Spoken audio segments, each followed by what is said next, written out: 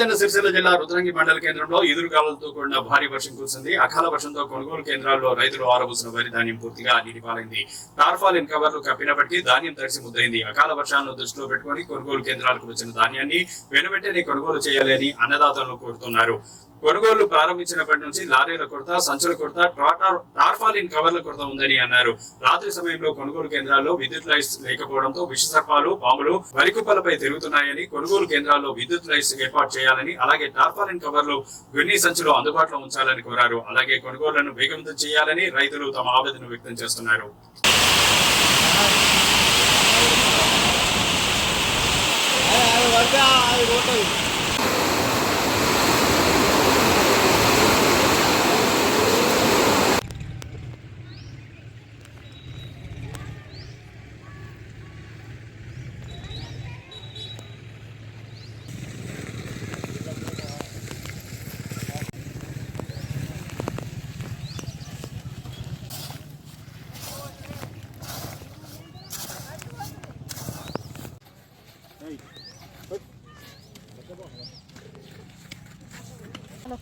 నాని పాడైతే నాన్న ఫాయిదాలు వేసుకుంటుంది.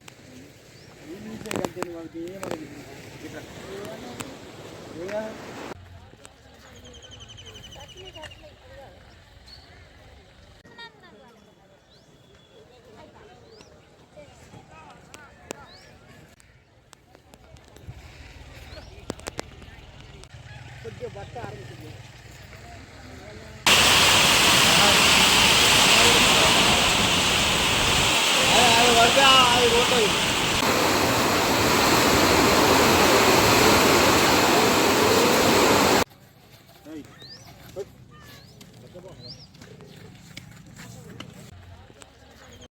రుద్రంగి మండల కేంద్రంలో అకాల వర్షం కురవడం వల్ల రైతులకు తీవ్రమైనటువంటి నష్టం వాటిల్లింది. గత 3-4 రోజుల నుంచి కూడా వాతావరణం కూడా చాలా గ్రామాలలో వర్షాలు పడుతున్నాయి.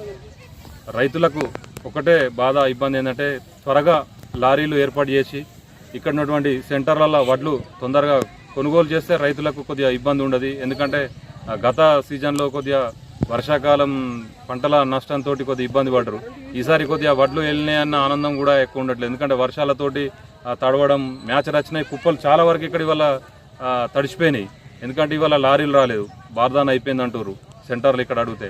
దయచేసి ప్రభుత్వ అధికారులు కానీ ఇక్కడ ఉన్నటువంటి మన స్థానిక శాసనసభ్యులు గారు వెంటనే స్పందించి లారీలు వచ్చే విధంగా, మరియు ఇక్కడ బార్దాన్ లేకుండా గోన సంచులు అయిపోయినాయి, అవి కూడా అధికారులకు చెప్పి త్వరగా రైతులకు తొందరగా మేలు చేసే విధంగా వారు స్పందించాలని కోరుకుంటున్నాను. ఎందుకంటే ఇప్పుడు అకాల వర్షంతో చాలా వరకు ఇప్పుడు చాలా బస్తాలు తడిచిపోయినాయి. ఇవాళ అదే లారీలు ఉంటే 4-5 లారీల బస్తాలు వెళ్ళిపోతుండే. కానీ ఇంకా మిల్లులు కూడా అలాట్మెంట్ కాలేదంటారు. ఇక్కడ సిబ్బందిని అడిగితే ఓన్లీ గోదాములనే దింపుతున్నారని అంటారు.